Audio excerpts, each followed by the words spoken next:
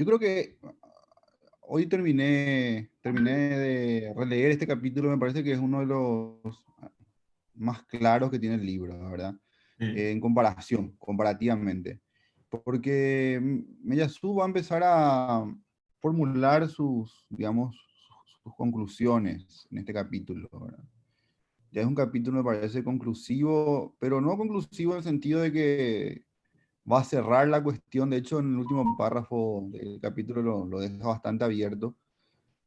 Sin embargo, aquí está ya en un momento en el que trata de pensar qué es lo específico de la ciencia moderna, qué es lo específico de la ciencia moderna y qué supone o qué supuso esto para la filosofía, ¿verdad? Y lo específico para él de la ciencia moderna es este giro copernicano que él lo asocia directamente a la matematización de la naturaleza. Y la matematización de la naturaleza, como él dice ahí, no significa que la naturaleza tiene una capacidad superior para referirse a un objeto determinado, sino que lo que hay que entender como valor de la matematización de la ciencia para Meillassoux es que en todo lo que es dado, en todo lo que es observable, aquello de lo observable que puede ser matematizado, está apuntando a una dimensión que trasciende lo humano, que trasciende las condiciones de la efectuación presente o de la vida empírica de cualquier ser humano. eh, no que la matemática tenga un acceso privilegiado a la verdad, sino que en lo que se experimenta y se manifiesta, el núcleo matemático de eso está apuntando hacia un mundo que hipotéticamente como posibilidad puede ser sin el pensamiento, porque es de lo dado, de lo que se manifiesta, como dice ahí, es un mundo que no tiene las cualidades, las qualia o las cualidades secundarias o todas aquellas cualidades de los objetos que son intrínsecamente intersubjetivas, como el olor, el color, el sabor, sino que, como dijo antes, dan cuenta de un mundo glacial, ¿verdad? De un mundo que como posibilidad contiene lo no humano, lo prehumano o lo posthumano. Eso es lo importante a retener acá de Descartes, pero como vamos a ver enseguida, Meillassoux va a decir que esta matematización de la naturaleza en Descartes descansa siempre en una garantía de un ser supremo, de un Dios veraz, que es el que finalmente en última instancia hace posible esta matematización o este funcionamiento de las matemáticas. Las matemáticas no tendrían ninguna autonomía, sino para Descartes descansarían en el poder de decisión de un ser supremo, de un principio de necesidad. Entonces, a claro. Meillassoux le interesa lo que hace Descartes, le sigue a Descartes, le interesa lo que hace Descartes, cree que Descartes lee mejor la modernidad que Kant, pero no le parece suficiente porque finalmente Descartes termina subordinando este hallazgo, el núcleo matemático del en sí, a la figura de un ser supremo, de un ser de necesidad que es el Dios cartesiano. Esas son las coordenadas, me parece, para leer esta última parte. eh, y una última cuestión, este hallazgo de la ciencia, esta ruptura de la ciencia con toda la filosofía, para Meillassoux va a tener una reacción tolemaica de parte de la filosofía. Cuando la ciencia rompe con el geocentrismo, la filosofía se vuelve, entre comillas, geocéntrica o Ah, centrada en el sujeto, digamos, en el hombre, ¿verdad? Entonces, para Meillassoux, la ciencia, perdón, la filosofía, especialmente correlacional, kantiana, en adelante, va a suponer una contrarrevolución, va a suponer una reacción tolemaica al descubrimiento copernicano, ¿verdad? Y de ahí en más, a medida que la ciencia avanza en su potencia de descubrimiento, la filosofía retrocede en su encierro correlacional. Y él lo que propone es liberar a la filosofía de eso y aprender de la ciencia, no para subordinarse a ella, sino para ver en ella el potencial especulativo que hay. Resumen así para avanzar en la lectura. Está buenísimo, claro.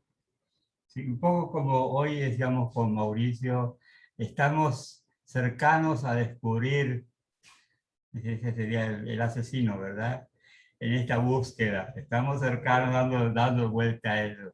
Y creo que se va a cerrar, ¿no? Me parece muy bien lo que acaba de explicar. Es como que el ser humano, con todo lo suyo, tiene que dar un paso al costado para poder decir, desentenderse que él, porque si no aparece como una prioridad. El mundo existe porque yo lo pienso y si no, no, ¿verdad? Entonces me parece que dar ese paso al costado y dejar que las cosas sean como son y tratar de... Y creo que la matemática ayuda a eso, ¿verdad?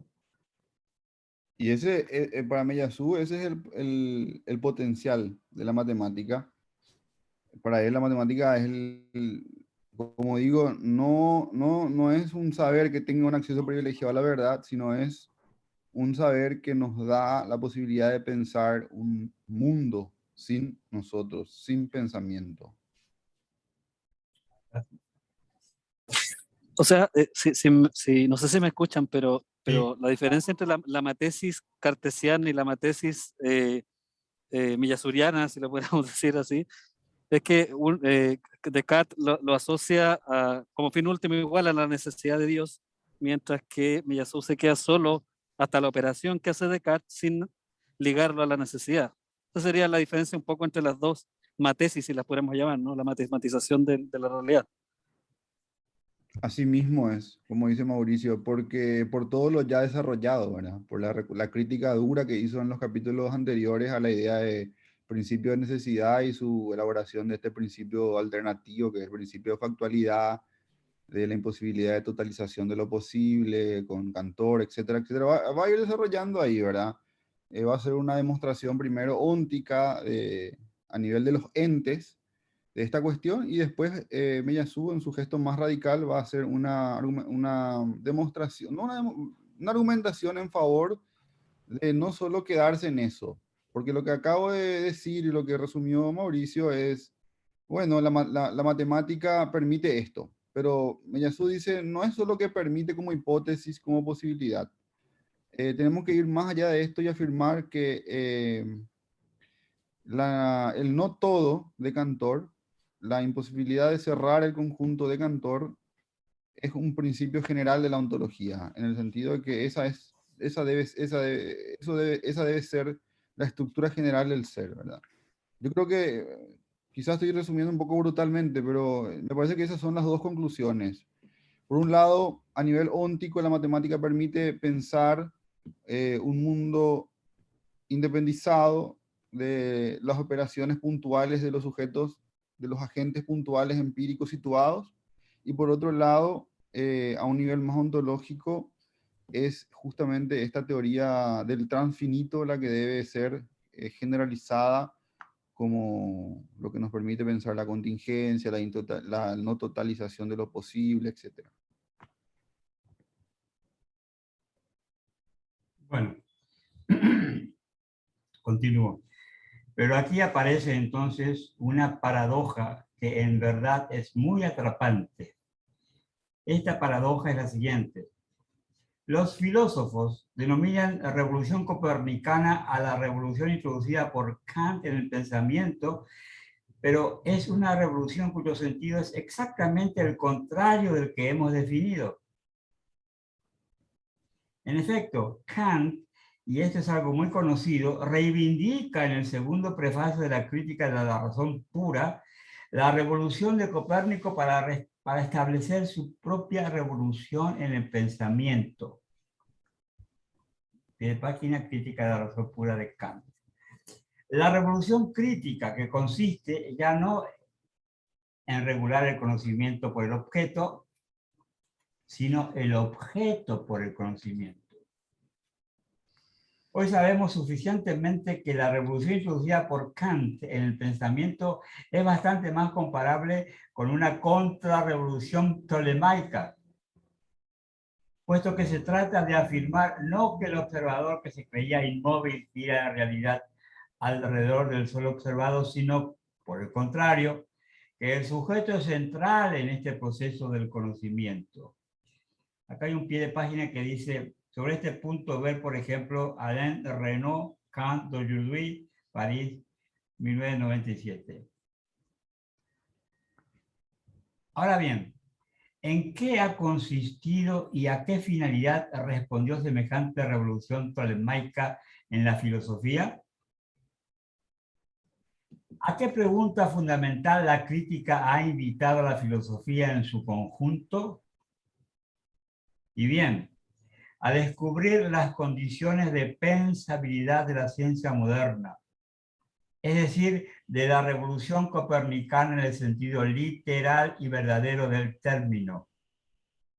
En otras palabras, el filósofo que colocó en el centro de su tarea la comprensión de las condiciones de posibilidad de la ciencia moderna es también el que respondió a esta exigencia por medio de la abolición de su condición inicial. Dos puntos, el descentramiento copérnico-galileano inherente a la ciencia moderna dio lugar a una contrarrevolución tolemaica en la filosofía. Mientras que con la ciencia moderna el pensamiento descubría para sí mismo por primera vez la capacidad de develar efectivamente el conocimiento de un mundo indiferente a toda relación con el mundo, la filosofía trascendental exhibía como condición de pensabilidad de la ciencia física la destitución de todo conocimiento no correlacional de ese mismo mundo. Claro, ahora como que se aclaró todo, ¿verdad? Para mí al menos.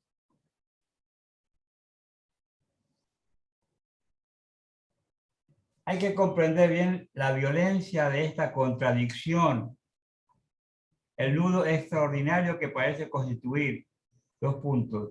Desde la revolución kantiana, un filósofo serio debe pensar que la condición de pensabilidad del descentramiento copernicano de la ciencia moderna es, en verdad, el centramiento tolemaico del pensamiento.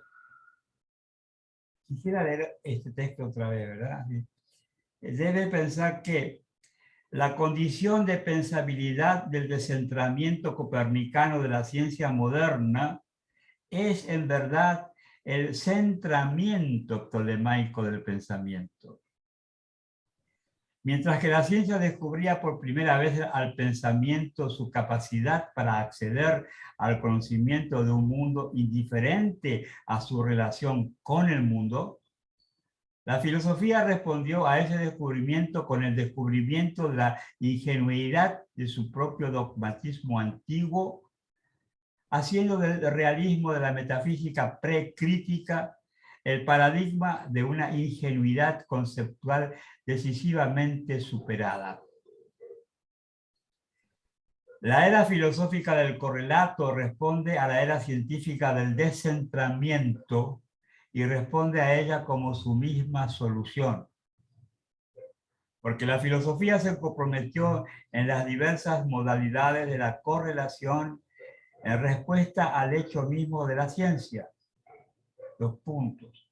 El hecho del descentramiento científico del pensamiento respecto del mundo ha determinado a la filosofía a pensar ese descentramiento bajo el modo de un centramiento sin precedentes del pensamiento respecto de ese mismo mundo.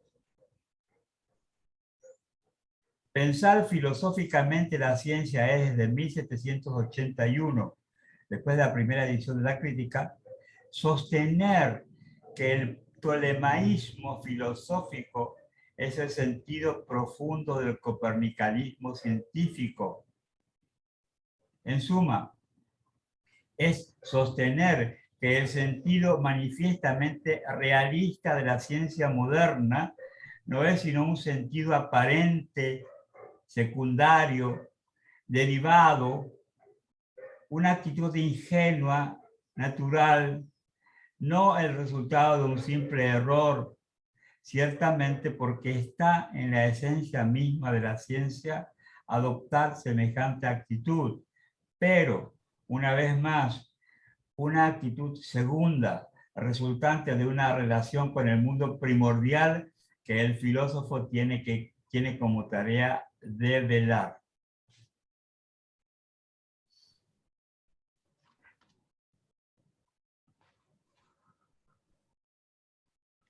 Tengo que decir que acá es como que puso los puntos sobre las íes, Miyazu, ¿verdad? Con respecto a Kant. Y me llama, y claro, yo no, filosofía es de afuera, ¿verdad? Pero es notorio, o sea, ubicar y como bajar de su pedestal a un genio, ¿verdad? La filosofía, que cambió la filosofía plenamente y ahora lo está como un ídolo de pies de barro, algo así, qué sé yo. Lo interpreto, bueno.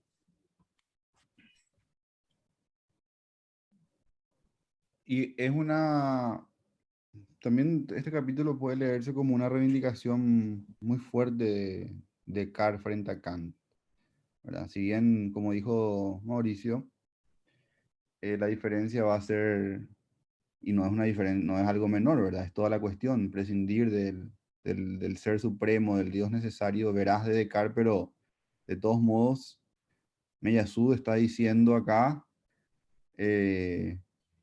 que Descartes comprendió mucho mejor la modernidad que Kant es el gran traidor, el gran contrarrevolucionario, el encubridor, el falsificador, el que no pudo obtener las consecuencias y los resultados del giro copernicano, ¿verdad? Y que Descartes sí lo vio. A mí todo esto siempre me da... Es totalmente extratextual lo que voy a decir, pero siempre este tipo de operaciones a mí me resuenan como una suerte de orgullo francés, Ah, reivindicación del filósofo nacional. Y está bien, es muy interesante, ¿verdad? Tiene mucha interesante fuerza, esto, ¿verdad? Ajá, sí. pero hay como esa, de fondo yo no descartaría esa, lo que Interesante. pasó en Alemania de, Sí, sí, sí, en sí, sí, sí. filosofía. Sí. Ajá. Digamos, su corazoncito francés ahí de alguna forma está manifiesto. Interesante eso. Sí, porque toda la filosofía del siglo XX francesa, ¿verdad? En algún momento se tiene que posicionar eh, ante Descartes. Todos se posicionan. Todo, especialmente la primera generación de filósofos del siglo XX, ¿verdad? Sartre, Merleau-Ponty, Levinas, eh, algún tipo de cartesianismo es el objeto de discusión, de debate. Por ejemplo, Levinas, cuando plantea que la alteridad es totalmente extramundana, que está más allá del ser, que no puede tener fenomenalización en el mundo, que el otro no puede aparecer nunca en el mundo, porque cuando el otro aparece en el mundo, ya no es otro, sino está asimilado al orden de lo mismo. Está siguiendo esta misma lógica de que en el mundo glacial, sin cualidades secundarias, no hay nada de lo humano. No hay posibilidad de que aparezca lo humano, ¿verdad? Entonces, es totalmente coherente que Levinas diga que en el mundo el otro solo puede aparecer como huella de una trascendencia, como huella, como irrupción de una divinidad, como rostro de otra cosa, porque está siguiendo, en cierto modo, a una ontología cartesiana que eh, sostiene un presupuesto del mundo bajo esa descripción. Entonces, es interesante para mí, más allá de todo esto, cómo hay una tradición en los filósofos franceses de siempre posicionarse respecto de Descartes, ¿verdad?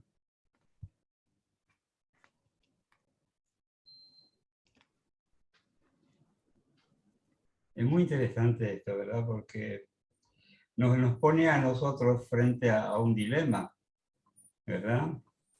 La comprensión de la realidad con nosotros o sin nosotros, ¿verdad? Hay esa posibilidad, ¿verdad? Y, sí. O imaginarla, por lo menos, ¿verdad? Y el camino de Meyasú es totalmente diferente al de Levinas, que es el ejemplo que yo citaba, ¿verdad? Lo que Levinas ve como un elemento trágico, para Meillassoux es lo mejor que ocurrió para la filosofía. Justamente Levinas dice, porque en el plano del ser el otro no puede aparecer, la ontología tiene que estar subordinada a la ética. La ontología no permite la aparición del otro. En ese mundo cartesiano, matematizado, sin cualidades secundarias, no puede haber relación ética. Entonces es un mundo horroroso para Levinas. Entonces la ontología para Levinas no es ciencia primera, tiene que estar subordinado a la ética. En cambio, Meillassoux, en un gesto totalmente inverso, dice, no, justamente porque el otro, lo intersubjetivo, acá no puede aparecer, eso significa que nos está esto dando un acceso a lo absoluto, a lo que no depende del otro ni de lo intersubjetivo, nos está indicando un camino hacia el en sí, ¿verdad? Claro. Y por eso la ontología tiene preeminencia. Si es que por lo menos si es que nuestro horizonte es la verdad y no, por ejemplo, la responsabilidad, como para Levinas. Si seguimos haciendo filosofía y la verdad tiene ese predicamento, ahí está toda la cuestión, ¿verdad?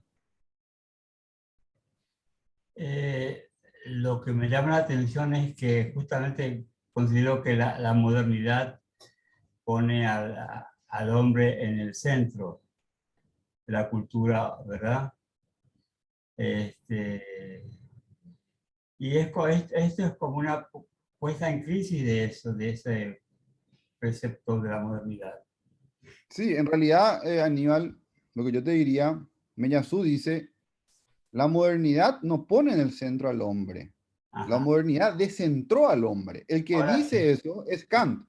Kant es el que claro. interpreta así la modernidad Ajá. y comienza esta contrarrevolución tolemaica de poner al hombre en el centro. Pero esa es una lectura de la modernidad contrarrevolucionaria, dice Meillassoux. Claro. La modernidad lo que hizo no fue poner al hombre en el centro, fue descubrir este mundo matematizado que puede prescindir del hombre. Y esto la ciencia lo vio, o más que lo vio, lo hizo, ¿verdad? Y la filosofía lo traicionó por medio de una contrarrevolución, porque Kant inaugura un ciclo de contrarrevoluciones para Meillassoux. Él es el padre de la reacción conservadora, ¿verdad? Que va a tener después sus epígonos, sus continuadores, que van a ser todos los demás correlacionistas, que Meillassoux se cansó de citar, ¿verdad? Hasta Wittgenstein y Heidegger.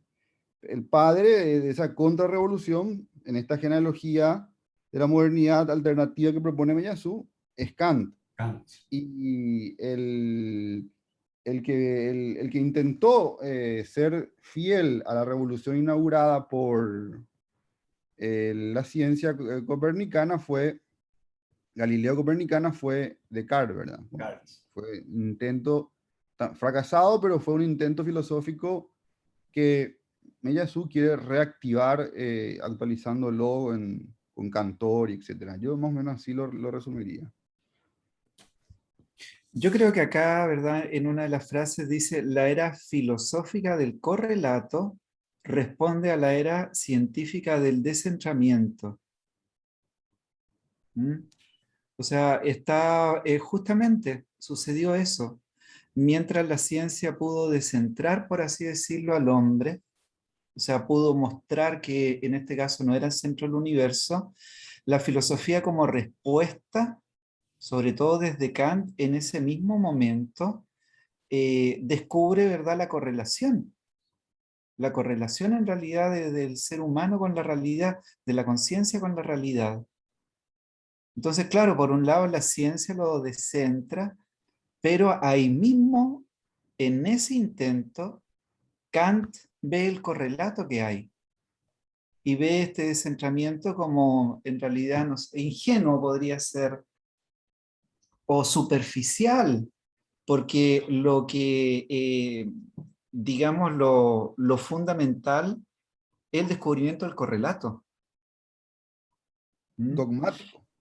Y ahora bien, o sea, es probable que Descartes haya tenido una mejor intuición en esto, no sé si mejor en realidad, pero Descartes va de la mano de un Dios, o sea, pone ahí, ¿verdad?, un comodín. Pero me llama mucho la atención, veo la agudeza acá de Miyazo. O sea, claro, en realidad, porque esto jamás, ¿verdad? Yo lo podría ver de este modo, en realidad, salvo que justamente un filósofo te lo enseñe, porque, claro, se descentra, ¿verdad?, la ciencia. De alguna forma, el hombre ya no es la criatura privilegiada que es el centro del universo y el universo no gira en torno a él. Pero como respuesta en la filosofía, justamente se descubre a un nivel ontológico, diría yo, el correlato. O sea, está bien, el ser humano no es el centro del universo, pero al mismo tiempo el universo y el ser humano están vinculados en una correlación que cualquier intento por salir de ella desde la ciencia es en realidad ingenuo. Entonces, evidentemente que ni el mismo Kant, yo creo que se da cuenta de manera tan consciente de esto. Es la reacción por el camino, ¿verdad?, que iba la filosofía en ese rato. Mm. Es increíble, me resulta, ¿verdad?, muy aguda este tipo de conclusiones que saca acá Miyazo. Y claro, el hecho de poner a Descartes podría ser también algo de orgullo ahí francés, ¿verdad?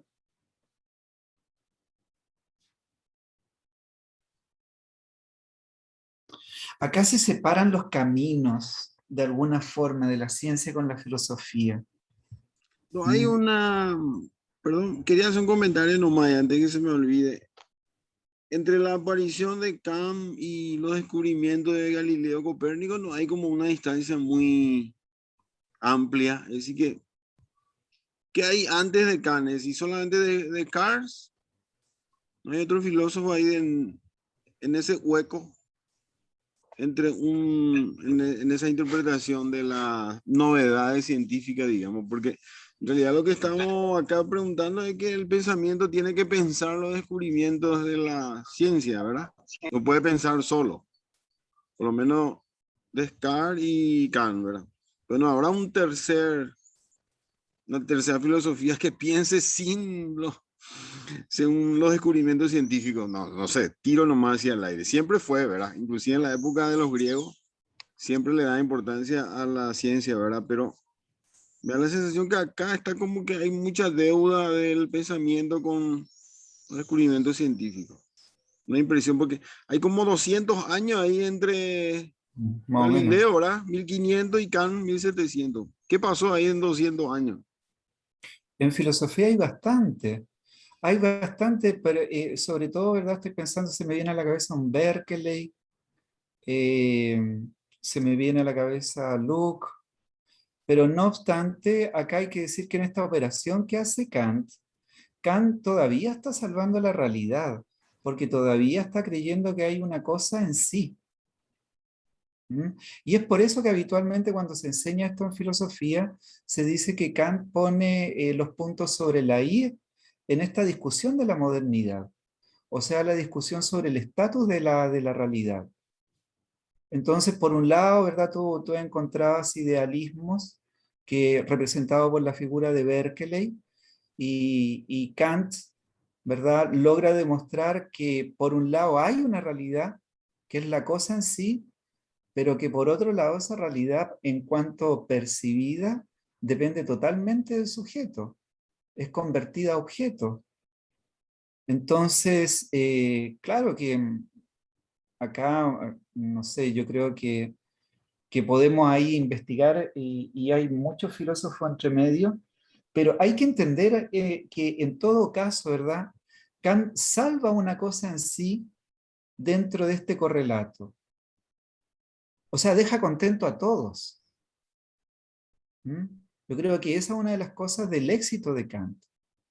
Deja contento tanto a realistas, empíricos, representados sobre todo, ¿verdad?, por la marea empírica de ese tiempo inglesa y deja contento también a idealistas que justamente reprochan esto. O sea, no podemos conocer las cosas tal y como son, porque las estamos conociendo desde nosotros.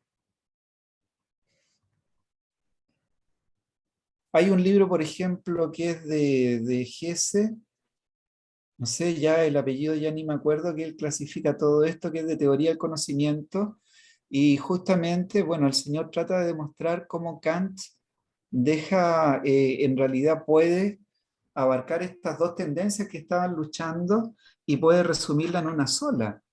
Ahí tienen los idealistas, ¿verdad? Tienen su objeto, tienen el objeto.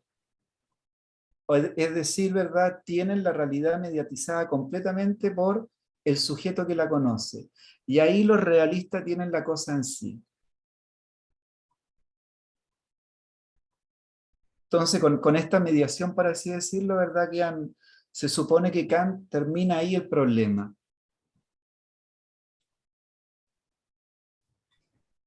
Yo agregaría lo que dice César, eh, para responder un poco a lo de Cristino, que evidentemente entre Galileo y Kant corrió mucha agua, ¿verdad? Hay varios trabajos que tratan de trazar la genealogía de lo que es el advenimiento de la modernidad. El rol ahí que juega el empirismo anglosajón, yo diría que es muy fuerte, ¿verdad? César citó a Locke, tenemos a Bacon con su crítica a todos los ídolas, ¿verdad? Fuerte reacción contra el aristotelismo. Tenemos no solo a Locke, tenemos la figura fundamental para mí, es Hume. El problema de Hume es el estructurador de todo este análisis, como lo vimos en el capítulo anterior. ¿Y recordemos nada más cuál es el problema de Hume? El problema de Hume es un ataque a la validez que puedan tener las leyes de la naturaleza. Ese es el problema de Hume, ¿verdad? El ataque escepticista o escéptico contra esta idea de que hay leyes en la naturaleza.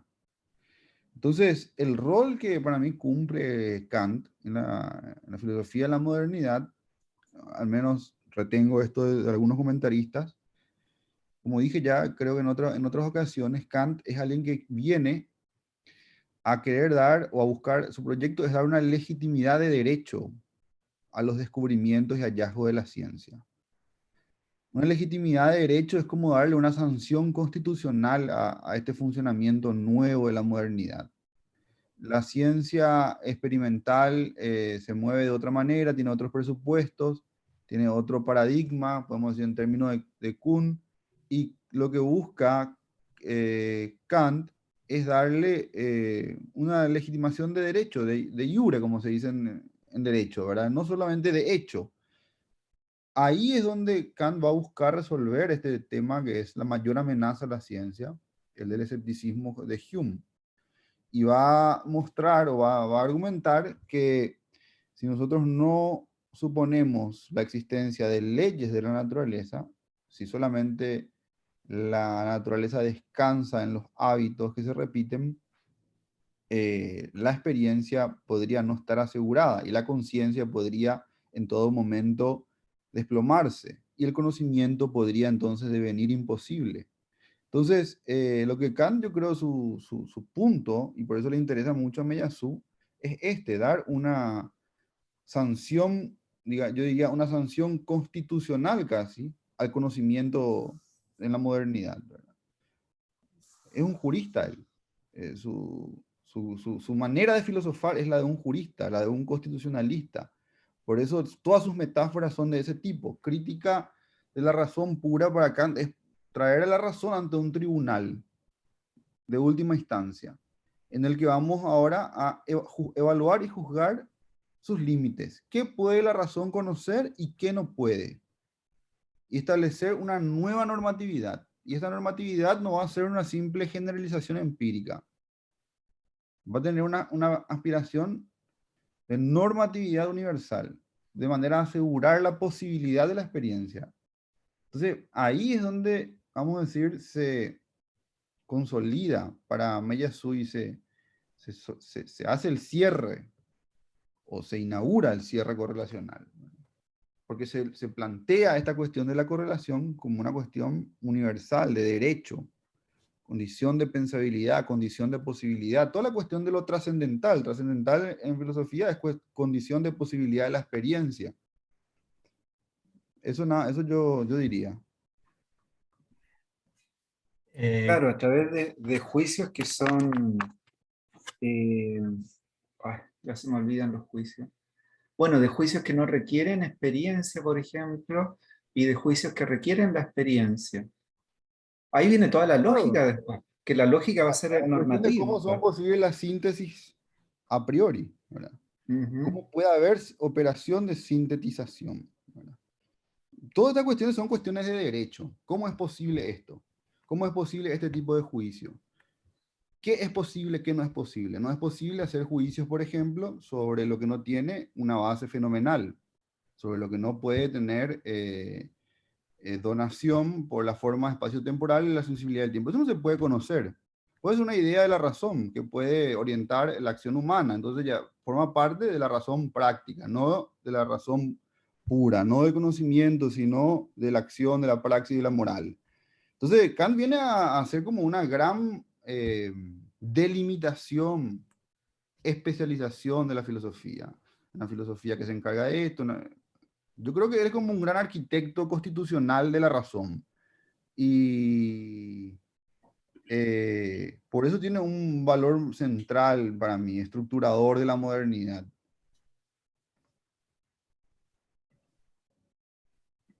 Yo cuando estaba escuchando a ustedes constantemente volvía a mi mente la idea del archifósil,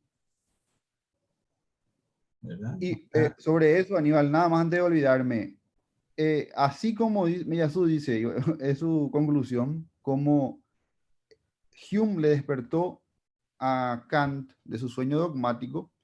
¿Qué significa el sueño dogmático? Significa que la razón puede conocer por sí misma, sin necesidad de pasar por la experiencia.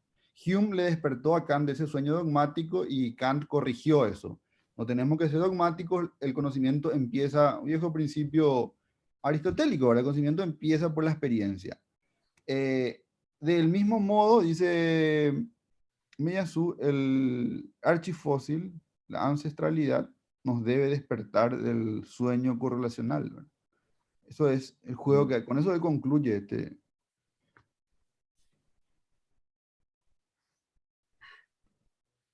Qué bueno todo esto. Bueno, continúo.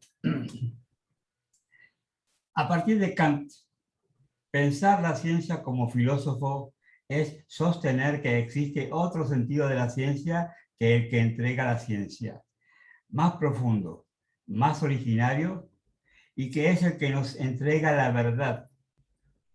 Y este sentido más originario es correlacional. Dos puntos. Relaciona los elementos indiferentes en apariencia a nuestra relación con el mundo con esta misma relación. Inclina el descentramiento de la ciencia hacia un centramiento que entrega su verdadera significación. Y de este modo, el filósofo afirma haber hecho también eso que denomina, después de Kant, lo que de todos modos es una formidable negación, su propia revolución copernicana.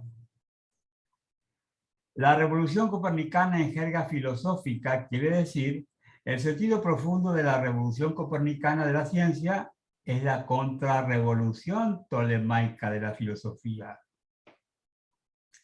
A semejante inversión de la inversión, la denominaremos de ahora en más la esquicia de la filosofía moderna y remite a lo siguiente. Solo después de haber intentado pensar con todo su rigor la revolución en el orden del saber que ha constituido el advenimiento de la ciencia moderna, la filosofía renunció a aquello mismo que constituía la esencia de dicha revolución. Dos puntos. Al modo no correlacional del saber de la ciencia, dicho de otra manera, a su carácter eminentemente especulativo.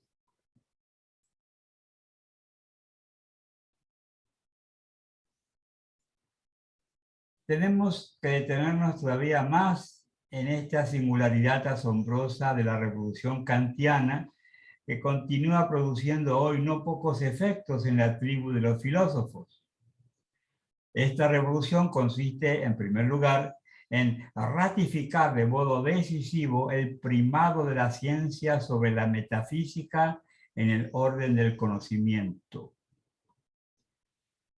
Kant piensa con más radicalidad que ninguno de sus predecesores la entrega del testimonio de la metafísica a la ciencia en el orden del saber.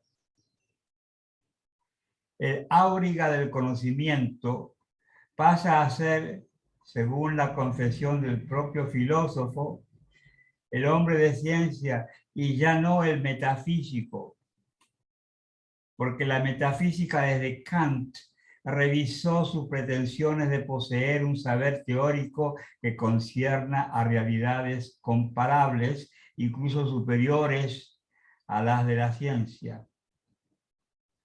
Después de Kant, los filósofos admiten en general que la ciencia y ella sola constituye el conocimiento teórico de la naturaleza, al no poder ya presentarse ninguna metafísica especulativa como el conocimiento de una realidad que se suponga más eminente, entre comillas, entre paréntesis, cosmos, alma o Dios, que la que nos sigue siendo accesible por la vía de la ciencia experimental.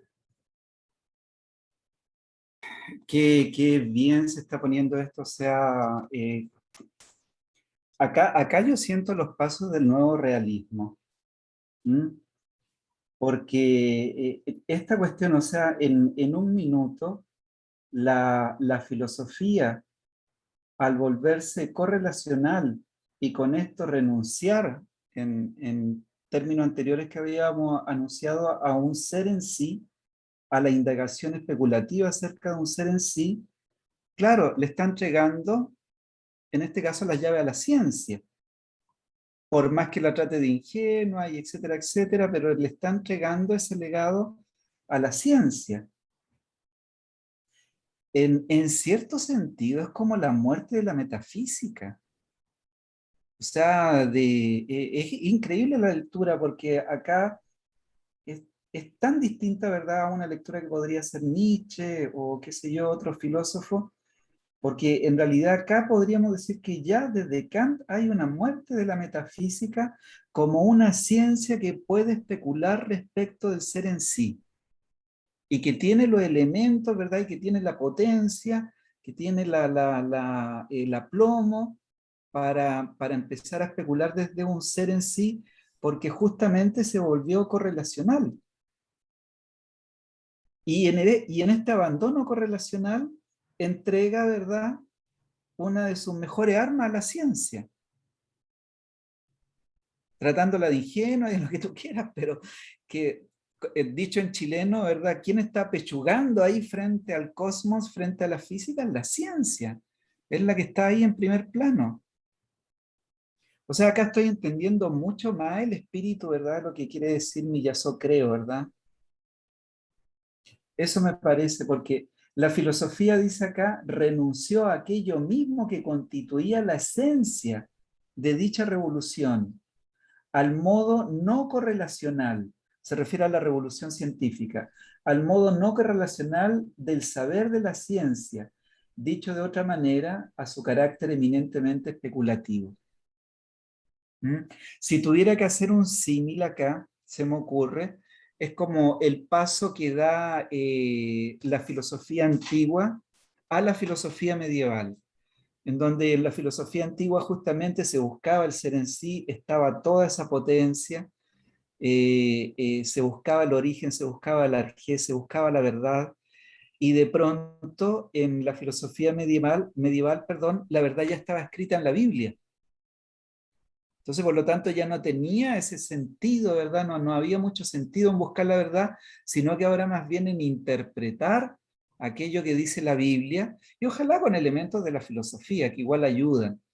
Entonces, acá la operación que ocurre es que muere la metafísica en su condición de ciencia especulativa que puede descubrir el ser en sí, y le entrega, ¿verdad?, la llave a la ciencia, de una manera casi denigrándola, pero finalmente es ella la que hasta hoy, hasta ahora, ¿verdad?, avanza en eso. Y está ahí, está diciendo, qué sé yo, está poniendo, descubriendo, entre comillas, ¿verdad? Pero está ahí en el trabajo, está en la faena. Mientras, ¿verdad?, el metafísico se quedó prácticamente mirando la situación. Y ahora comprendo lo que dice José, claro, el archifósil debería sacarnos de este sueño. Es la bofetada que tiene que recibir el filósofo, ¿verdad? El metafísico. Porque justamente muestra el corazón del problema que Miyazo va investigando, y acá, no sé, acá yo ya veo claramente dónde empezó este nudo en la lectura del francés. Así mismo.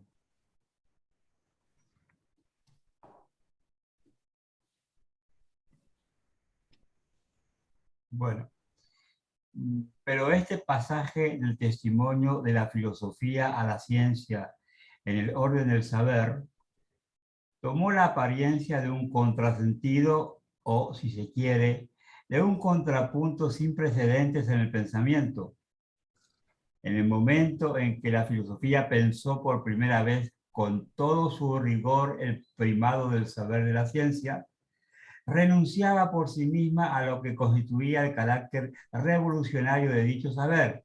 Dos puntos, su alcance especulativo. En el momento en que la filosofía pretendió pasarle la posta a la ciencia, renunció, como a un dogmatismo carcomido, a su capacidad para pensar el objeto en sí, pensamiento que por primera vez accedía, sin embargo, en ese mismo momento al estatuto posible de conocimiento en el marco de esa misma ciencia. La ciencia, por su potencia de descentramiento, demostraba al pensamiento su potencia especulativa, y la filosofía, en el momento mismo en que ratificaba esta toma del poder, lo hacía por medio de su renunciamiento a toda especulación, es decir, por su renunciamiento a toda posibilidad de pensar la naturaleza de semejante revolución. Hubo una suerte de catástrofe en ese pasaje del testimonio de la metafísica a la ciencia. Dos puntos. La ciencia copernicana motivaba el abandono por parte de la filosofía de la metafísica especulativa, pero este abandono volvía como una interpretación tolemaica de la ciencia por parte de la filosofía. La filosofía decía a la ciencia, en suma, usted, y no el metafísico especulativo, las riendas del conocimiento, pero la naturaleza profunda de dicho conocimiento es lo opuesto mismo a aquello que a usted le parece. En otros términos, la ciencia, al motivar la destrucción filosófica de la metafísica especulativa, destruyó toda comprensión filosófica de su propia esencia. Entiendo que a esto se refería el comentario de César, ¿verdad? Sí. Claro, está la misma idea ahí latiendo. Sí, sí. Ahora bien, hay que decir que esta esquicia, lejos de reabsorberse, no dejó de agravarse a partir de Kant. Porque a medida que la ciencia nos descubría el poder efectivo del pensamiento para sondear cada vez más con mayor profundidad un mundo anterior a toda humanidad, la filosofía seria exacerbaba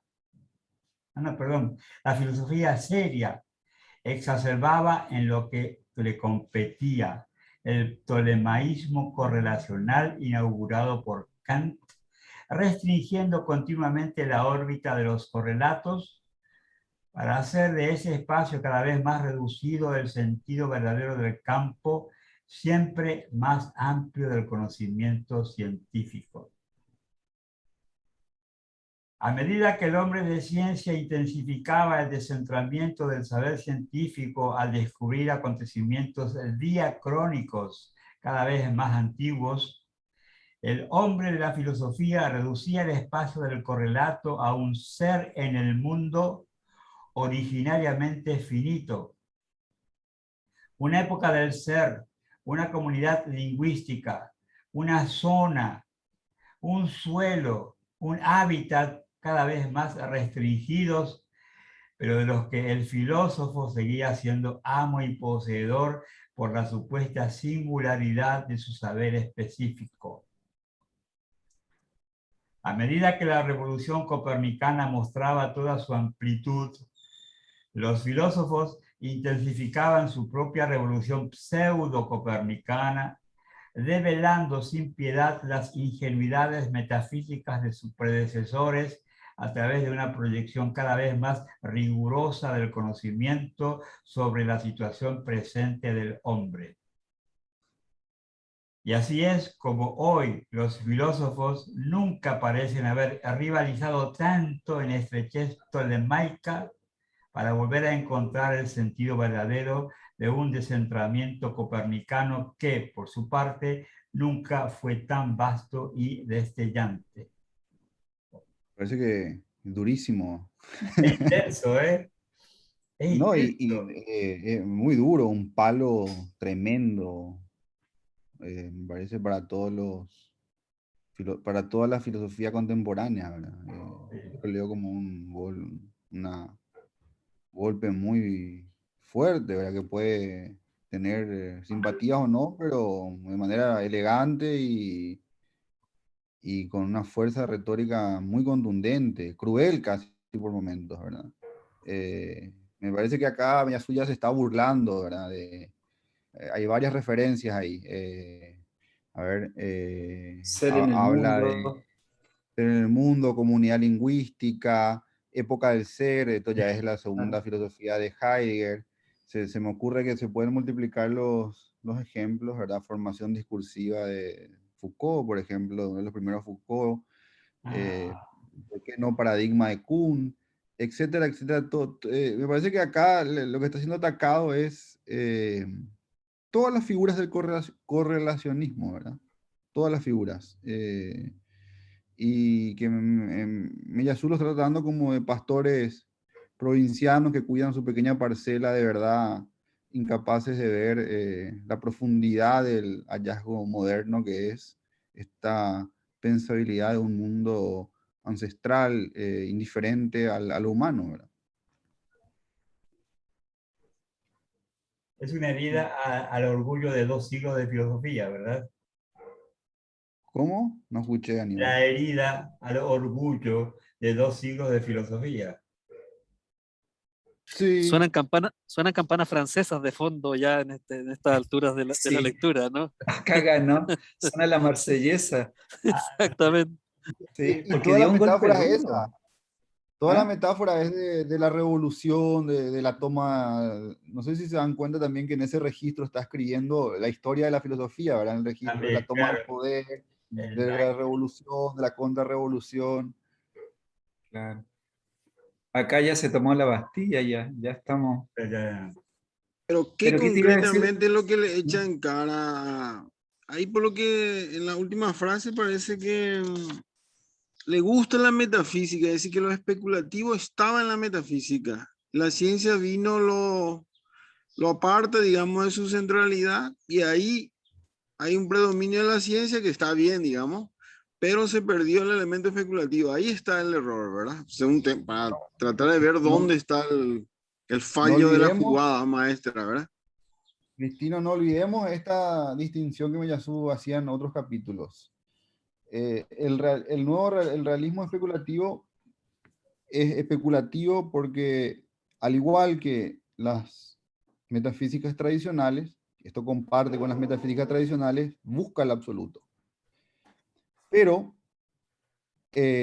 no es metafísico en sentido tradicional, porque ya no describe el absoluto bajo el modo de la necesidad o el principio de razón, sino el principio de factualidad, de contingencia. Entonces, sí, Meyasu ve en la ciencia un potencial especulativo, pero ese potencial especulativo destruye las metafísicas tradicionales. Entonces, es un poco ambiguo esto, porque Meyasu dice que hay que seguir defendiendo una filosofía especulativa, pero ya no metafísica. Si por metafísica entendemos las diferentes sucesiones de subordinación de lo absoluto a la necesidad, ¿verdad? Lo que no le gusta de la metafísica es que siempre pensó el absoluto como necesario, pero sí le gusta de la metafísica que pensó lo absoluto. Lo que hay que hacer ahora es pensar lo absoluto justamente como no necesario, ¿verdad? Ese siempre fue sus coordenadas, ¿verdad? Realismo especulativo. Bueno, diría eso, ¿verdad? Lo que preguntaba. Podría ser hasta, incluso podría haber sido neometafísica. Se podría También decir una podría. neometafísica si precisamos que a diferencia de, para mí Jesús, de las anteriores metafísicas, acá el principio no es de necesidad, ¿verdad? Pero esa precisión hay que hacerla sí o sí.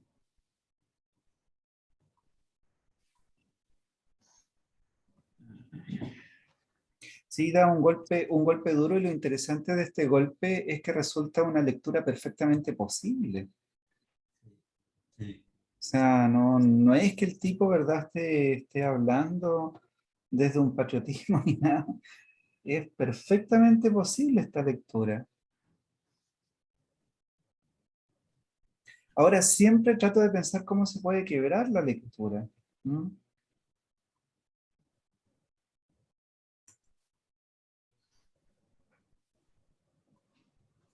Bueno, acá hay una pregunta interesante. ¿Qué sucedió para que llegáramos hasta aquí?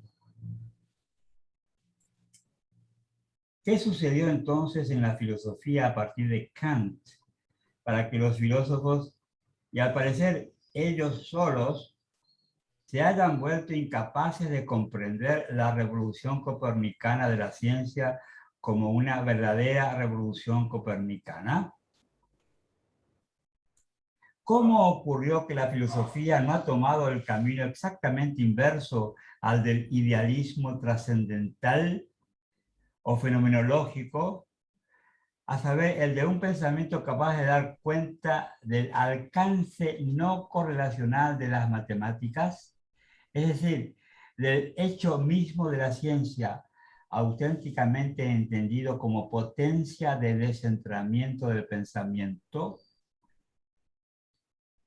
¿Por qué la filosofía para pensar la ciencia se volcó a tal idealismo trascendental en lugar de orientarse resueltamente como habría sido necesario hacia un materialismo especulativo?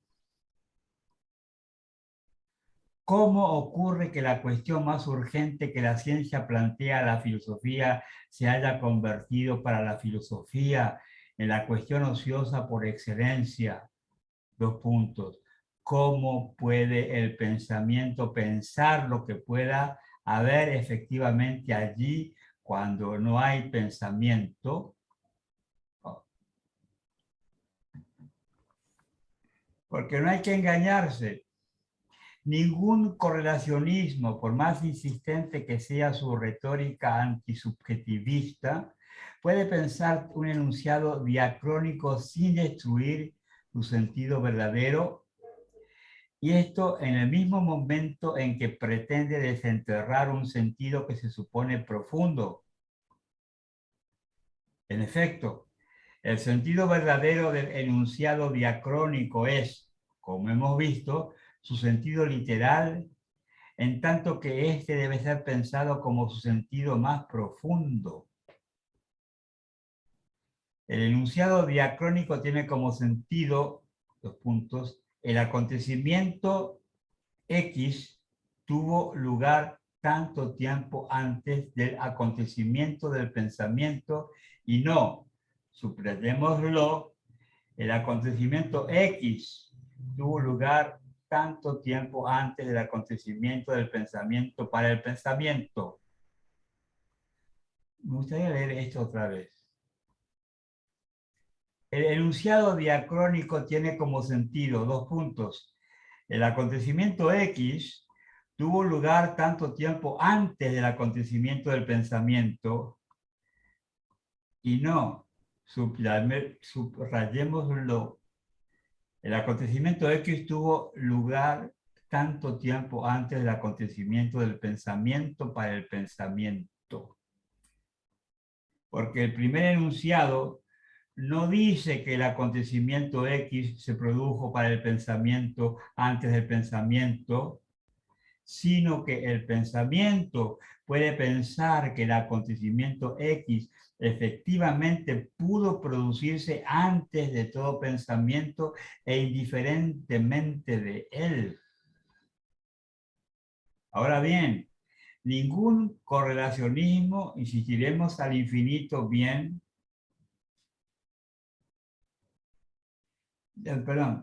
ahora bien, ningún correlacionismo, insistiremos al infinito sobre el hecho de que no debe ser confundido con el idealismo subjetivo de un Berkeley, puede acordar que el sentido literal de dicho enunciado sea su sentido más profundo. Y de hecho, una vez acordado que no tiene ningún sentido creer que lo que es puede ser pensado independientemente de las formas de su donación a un ser pensante, ya no es posible acordar a la ciencia que lo que dice es la última palabra acerca de lo que dice. Ya no es posible dar como tarea a la filosofía el comprender en el enunciado diacrónico de la ciencia el sentido último de la ciencia y cómo se da que semejante enunciado sea posible como su sentido último. Acá ya se volvió más complicado, ¿verdad? Para mí al menos. Ahí está la formulación para mí de lo que es un enunciado diacrítico y cómo eso nos quita de la correlación, ¿verdad? Y la diferencia para Miyazu que hay entre subordinar siempre la verdad posible de un enunciado a su contexto de enunciación, ¿verdad? Y me parece que es muy importante esa distinción que hace.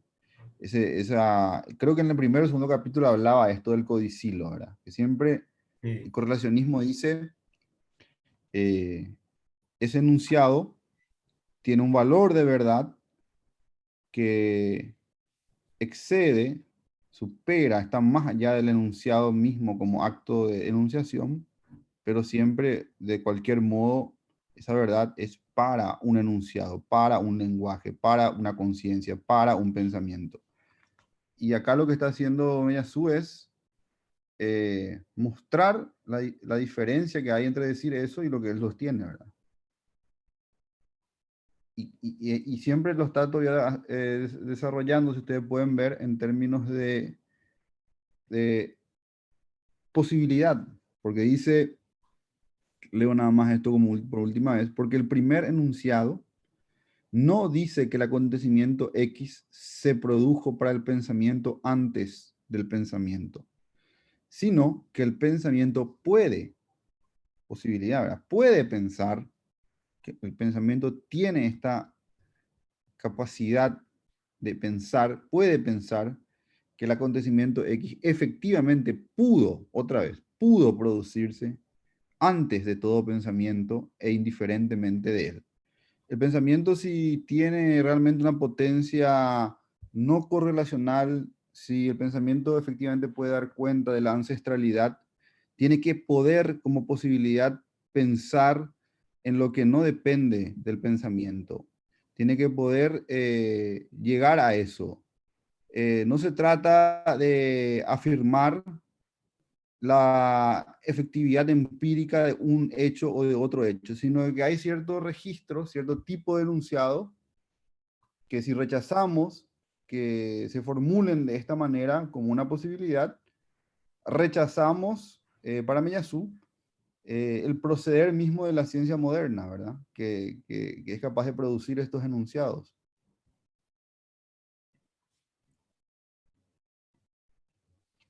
O sea, como... Ahí interesante, perdón, Aníbal. No, está bien, está bien.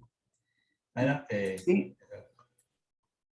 sí que es interesante también la posibilidad, ¿ya? La zonificación que hace la posibilidad.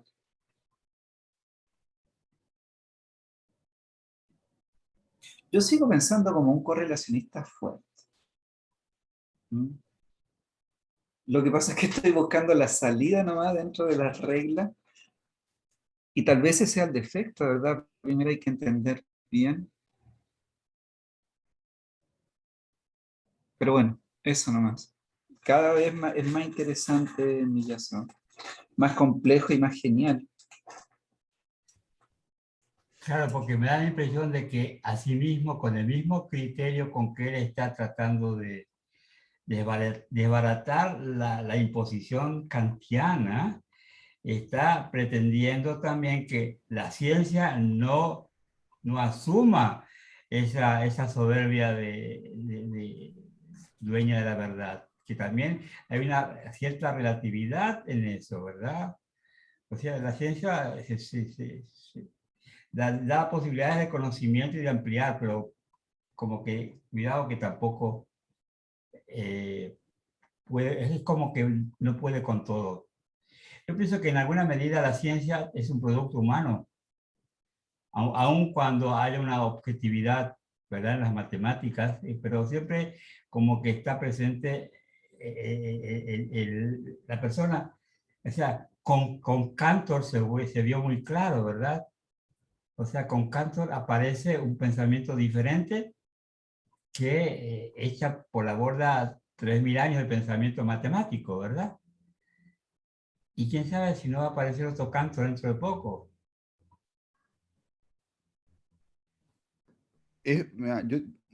Mira, o sea, tratando de pensar como Meillassoux, Aníbal, lo que yo te diría es, sí, es indiscutible que la ciencia, que la filosofía son producciones culturales de la humanidad. Eso está, nadie discute, Meillassoux tampoco sostiene que la ciencia, la filosofía sean manifestaciones de un orden divino o del mundo de las ideas. No, no se trata de decir eso. Ahora, lo que Meillassoux busca argumentar es que en estas actividades humanas, por decirlo de manera simple, hay una potencia de romper el encierro que suponen ellas. Porque una cosa es decir, la ciencia, la matemática, es una invención humana. Y otra cosa me parece diferente es decir, lo que la matemática puede pensar o de lo que la matemática puede dar cuenta se limita a un contexto práctico preciso. Y lo que Meillassoux quiere decir es no, que la matemática rompe los contextos, destruye los contextos, hace pedazos los encierros contextuales y tiene esa potencia de hacer aparecer lo no contextual, lo no correlacional.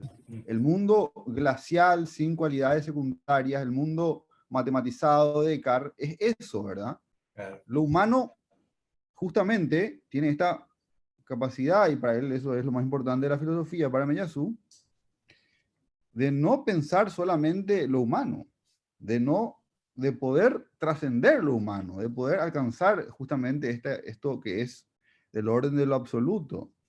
Claro. Por ahí yo creo que deberíamos entender su objetivo, José me no hace acordar un poco a este inglés Nick Lamb, que es un referente también de lo especulativo.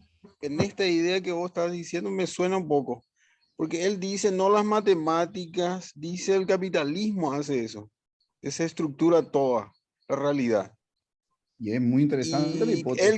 él es una especie de neoliberalismo extremo, ¿verdad? Él quiere el descentramiento total, ese como, pero que produzca el capital. Claro, eso lleva, digamos, que todas las reivindicaciones sociales, inclusive históricas, se pueden ir al mazo, ¿verdad? Es decir, su interpretación ya es muy, él de hecho usa el término, ¿verdad? Alien, habla de alien, que es una fuerza extraña que viene, invade la Tierra, que el capitalismo, así luego lo ve.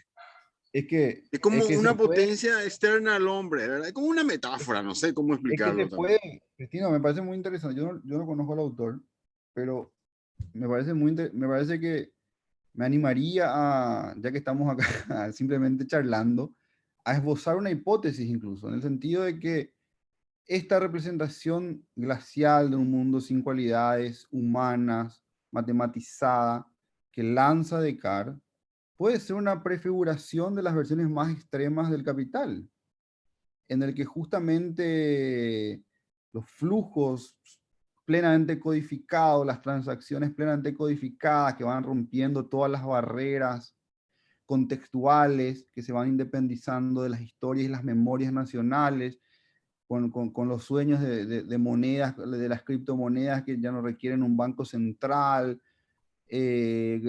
toda la potencia que hay en el algoritmo, etcétera, etcétera, puede tener una correspondencia de un modo de organización del vínculo y del lazo social que sea de ese orden, ¿verdad? Un mundo despojado de toda humanidad. Eh, ¿Por qué no, verdad? Descartes, prefigurador del neoliberalismo, ¿verdad? Entonces, ya, eso último como una broma, ¿verdad? Como una broma. Espera un poco, José. Espera un rato. Esto que le traducen a Meñazú al inglés, que hicieron el diccionario y todo eso, son todos discípulos de Nick Land, eran alumnos de Nick Land. No, El tipo claro, es una daba clases. colección, ¿verdad? Claro, Una solo que no colección. son liberales, solo que son alumnos no les salieron liberales. No, Es decir, porque lo que vos decías, pero disculpame que te esto de interrumpa, lo que vos, la crisis financiera, ¿te acuerdas que hubo en el 2008 una crisis sí. financiera? Eso también yo creo que es parte, entraría dentro de esta parte porque eh, el nivel de flujo financiero actual ya es casi inhumano porque supercomputadoras gigantescas están manejando eso. No en dos individuos, no dos bancos, ni dos países, ni imperio, como diría Negri. Es ya Silicon Valley, directamente. Sin Y esa supercomputadora no se pueden hacer ciertas pasa transacciones.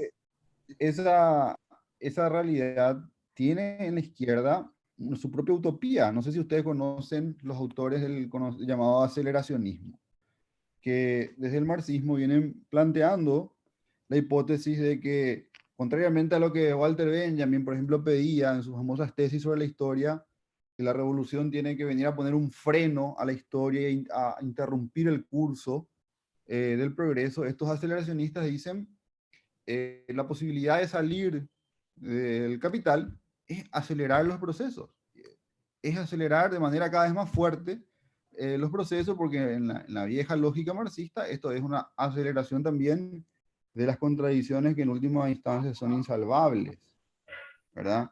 Eh, Son discusiones, me parece que contemporáneas, ¿verdad? Que tienen su versión por izquierda y por derecha, como también esta idea de la renta básica universal, ¿verdad?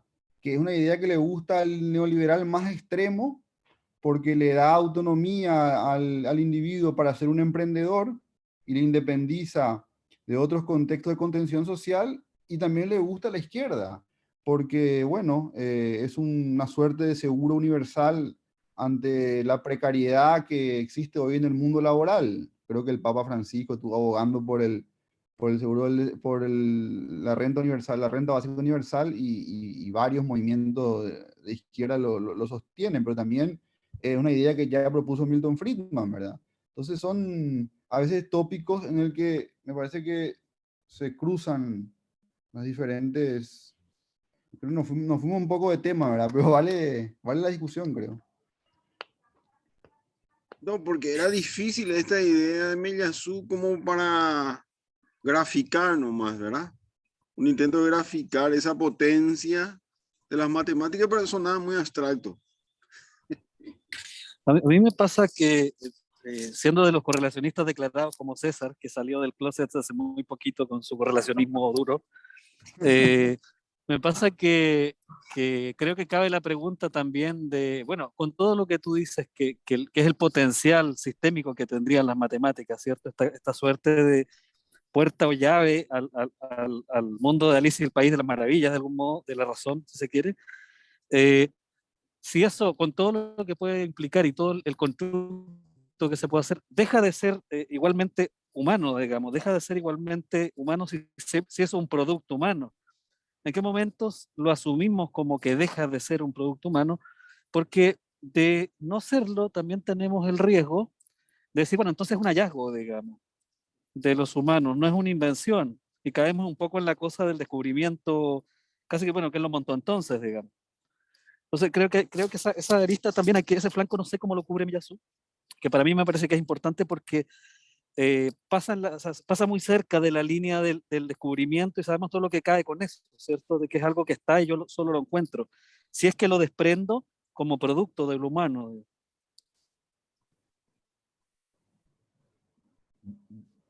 Yo vuelvo a reiterar, yo creo que o sea, lo que pregunta Mauricio es toda la cuestión, ¿verdad? Pero a mi juicio, primero, no está bien explicitado en este libro, su resolución última.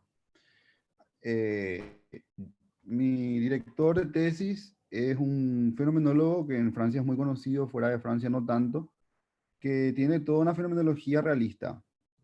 Tiene un libro muy interesante que se llama El corazón de la razón fenomenológica, sería su traducción, donde él sí, por ejemplo, responde explícitamente al problema que plantea Mauricio y dice que hay una referencia siempre mínima a la empiricidad de lo humano, pero justamente lo que está en juego, reconociendo esa referencia mínima, es la posibilidad siempre de dar con algo que va más allá de, vamos a decir, nuestra idiosincrasia, ¿verdad? Que tiene posibilidad de ser descontextualizado, ¿verdad?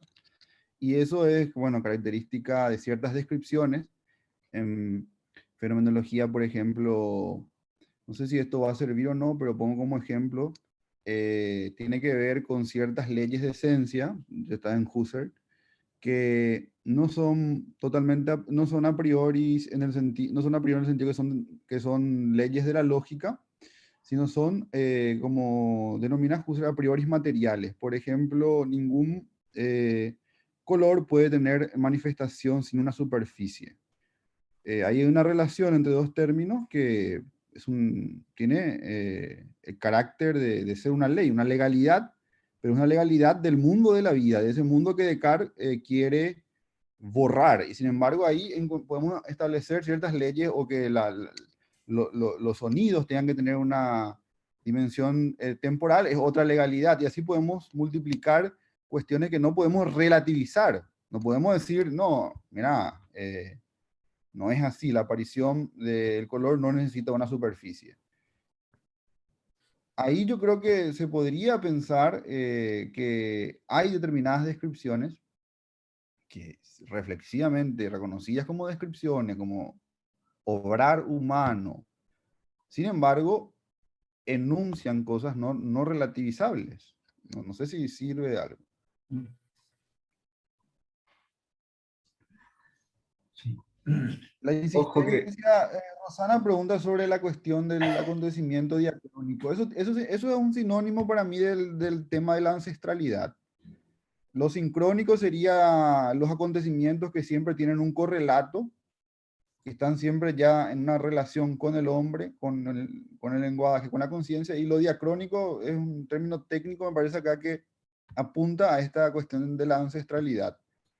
Estos enunciados que remiten a un mundo que está datado como carente de vida humana, ¿verdad? Por eso, no sé, así lo definió, al menos Miyazu. Ojo que Cristino se está oscureciendo, ¿ah? Acabando ya la pausa. Bueno, voy a El gran afuera. Sí. Es el gran afuera en realidad. Bueno, sí, exacto. Bueno, continúo. Pero eso es un lujo de Cristino, se conecta desde el gran afuera a estas conversaciones, o sea, no por el borde interno, por el borde externo. Es No, el destruye todo privilegio que correlacionismo. tiene, el privilegio de Cristino, exactamente.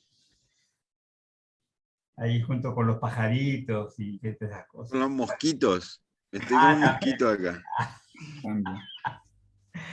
Continúo. El correlacionismo se verá condenado, en efecto, a recapturar esa diacronicidad del discurso científico según la alternativa que ha sido examinada con anterioridad. 2 puntos. 1. Sea que esta anterioridad no es efectivamente anterior a nuestra humanidad, sino a título de correlato de un pensamiento que no se identifica con nuestra existencia empírica. Entonces, procedemos a una perennización del correlato comparable a la perennización husserliana del ego trascendental que se supone que sobrevive incluso a la muerte de todos los egos empíricos. Y acá hay un pie de página. Ah, Acerca de esta perennización husserliana del ego, ver el texto altamente significativo de Husserl, ya que exhibe explícitamente la reducción tolemaica del galileísmo de la ciencia inherente a todo recorrido relacional. 2 puntos y es la cita. Lo archi originario de la Tierra no se mueve. Investigaciones fundamentales sobre el origen fenomenológico de la espacialidad de la naturaleza. Cierra comilla. En la Tierra no se mueve, Madrid Complutense 2006. Hay que leer en particular el pasaje que concierne a la interpretación fenomenológica de la hipótesis de una destrucción de toda vida sobre la Tierra luego de la caída de un cuerpo astral. ¿Qué sentido pueden tener las masas que colapsan en el espacio, en un espacio previo en tanto que absoluto, homogéneo y a priori, si la vida constituyente ha sido suprimida? En efecto, semejante supresión no es el simple sentido, si es que hay alguno, de una supresión de y en la subjetividad constituyente. El ego vive y precede a todo ente efectivo y posible. Ahí quiero decir una cosa antes que se me vaya, pero ojo, ¿verdad? Que una de las... perdón, así sí, ya.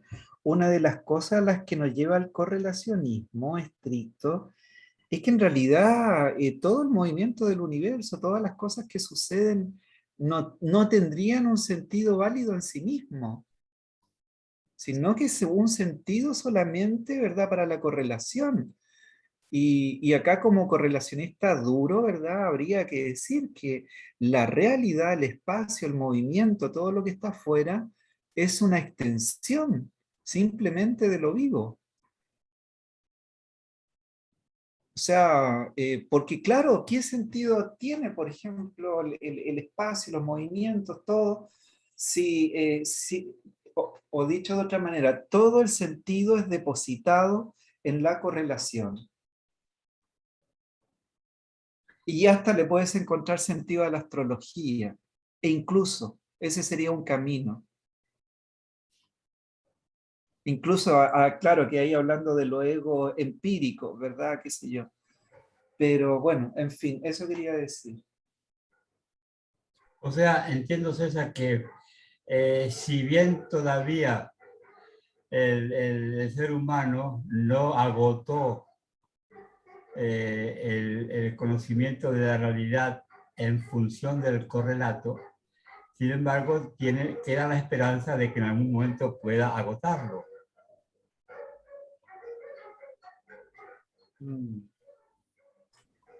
Claro, es como la constante construcción del universo que se hace desde un correlato presencial. Es como que esto lo estamos construyendo. Estoy hablando de parte del correlacionista duro. Sí, sí, sí, sí. Esto lo estamos construyendo. O sea, cuando tú construyes, wow, un telescopio, ¿verdad? Que puede mirar más allá, en realidad justamente construiste un más allá junto con el telescopio. Claro, ¿Mm? A lo que dice César, yo quiero agregar, creo que es bastante justo la cuestión del sentido. Ahí otra vez hay una discusión, ¿verdad? Pero bueno, hay corrientes fenomenológicas, por ejemplo, que se separan de la idea de que el sentido tenga siempre una fuente subjetiva. Pero aceptemos eso. Lo que está en juego, me parece, es que también hay algo más que el sentido, porque el sentido siempre ya es una dimensión correlacional. Correlacional, sí. El sentido ya es sentido para una comunidad, sentido para un conjunto de personas, sentido para un contexto, sentido para lo... El sentido es del orden de lo humano. Jesús está buscando pensar acá, como decíamos, lo prehumano y lo inhumano, lo no humano, ¿verdad? Ese mundo de la ancestralidad. ¿Cuál es el estatuto de eso, verdad? Y a partir de eso, develar la potencia que tiene el pensamiento, no solo de pensar lo humano en la dimensión del sentido, sino de ser mucho más radical e ir mucho más allá y poder pensar algo que justamente es en sí, ¿verdad? Que supera la cuestión del sentido. Eso sería como darle una chance a lo impensable. Y el problema es que para Meillassoux no es lo impensable, es lo impensable para el correlacionismo, ¿verdad? Ah, Para Meillassoux es pensable, lo absoluto es claro, pensable. claro. Sí, Sí, exacto. pero está bien eso, Aníbal, claro, darle una chance a lo impensable desde el punto de vista del correlacionista. Desde el punto de vista correlacional, claro, Claro. sí. O en todo caso, para especificar más lo que dice Aníbal, ¿qué es eso que los diferentes correlacionismos consideran impensable? ¿Verdad? Lo místico de Wittgenstein, la cosa en sí kantiana, y diferentes, ¿qué es eso, verdad? ¿Es verdaderamente impensable? ¿O es impensable solo porque tenemos estos presupuestos filosóficos? Por ahí va lo de Meillassoux. Claro. Es bueno porque deja flotando la duda, ¿verdad? A mí al menos. Y es bueno eso. O sea, no se radicaliza el pensamiento, ¿no? Quizás eso es algo bien propio de lo especulativo, ¿no? O sea, como que se clausura la propuesta de lo especulativo cuando se absolutiza, me parece. Claro, claro. Antes que sigan, pucha, yo voy a tener que abandonarlos acá, pero Aníbal, íbamos a tener una pequeña reunión con Mauricio. No sé si te puedes quedar un ratito. Sí, yo puedo, ¿Sí? sí. Entonces yo estaría de retorno más o menos como a las 7:35. Perfecto. ¿Cómo no? Yo estoy vivo acá. Mauricio, ¿te parece?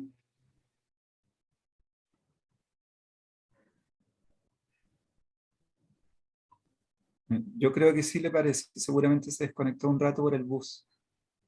No le parece. También es una posibilidad. Me parece perfecto. Sí, Ya, de acuerdo. bien.